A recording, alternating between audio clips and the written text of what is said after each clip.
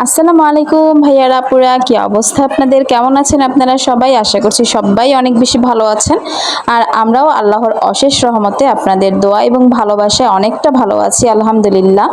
তো ইতিমধ্যেই আপনারা অনেকেই জানেন আমি আমার আম্মুর বাসায় আছি। তো যখন আম্মুর বাসায় বেড়াতে আসি তখন আমার একদমই ভিডিও ফুটেজ নিতে বা কোনো রকম মোবাইল নিয়ে ব্যস্ত থাকতে একদমই ভালো লাগে না।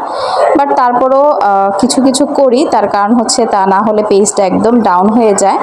তো সকালবেলায় দেখলাম যে এই টুকিটাকি বাজারগুলো ছিল, তো সেগুলো আমি একটু ভিডিও করে নিলাম, আপনাদের সাথে শেয়ার করব। এই জন্য এখানে ছিল পাট শাক, তারপর এগুলোকে মেবি ঝিঙে বলে, সিম ছিল, টমেটো ছিল, আর সাথে ছিল পোয়া মাছ। তো এগুলোই মেবি আজকে টুকিটাকি রান্না করা হবে। তো এই যে মাছগুলো ছিল, আজকের এই মাছগুলো আমিই কাট করব। বেসিক্যালি আম্মুর বাসায় আসলে আমি একদমই কাজ টাজ করি না, তো আজকে যেহেতু সুযোগ পেলাম আর কি, সেজন্য করব।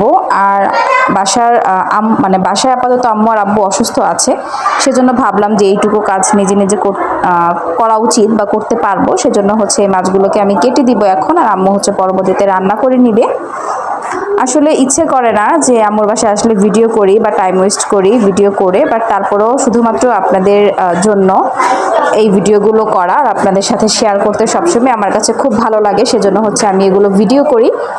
তো আপনাদের সাথে গল্প করতে করতে, কথা বলতে বলতে কিন্তু শাকগুলো কাটা হয়ে গিয়েছে, মাছ কাটা হয়ে গিয়েছে, আর সবজিটা রান্নাও হয়ে গিয়েছে। মাছ দিয়ে, ঝিঙে দিয়ে, আলু দিয়ে একটা পাতলা ঝোল। গরমের মধ্যে কিন্তু এই টাইপের তরকারি খেতে খুবই ভালো লাগে, খুবই স্বাস্থ্যকর হয় এই ধরনের তরকারি। আর সাথে পাট শাক ভাজিও ছিল, যেটা আমার most most most favourite.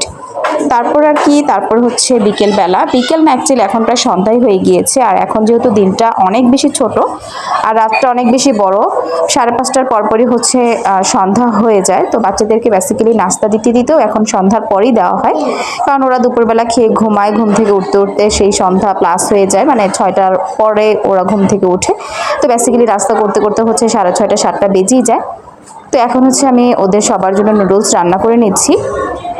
Noodles রান্নার কোনো ভিডিওটা আমি আপনাদের সাথে শেয়ার করিনি, তার কারণ আপনারা অনেক দেখেছেন আমার নুডলস রান্নার ভিডিও, আর অনেকে খেতেও চেয়েছেন। তো সবাইকে ইনশাল্লাহ কোনো এক সময় হয়তো বা খাওয়াবো। সবাই ততক্ষণ পর্যন্ত বা ততদিন পর্যন্ত ওয়েট করতে থাকুন।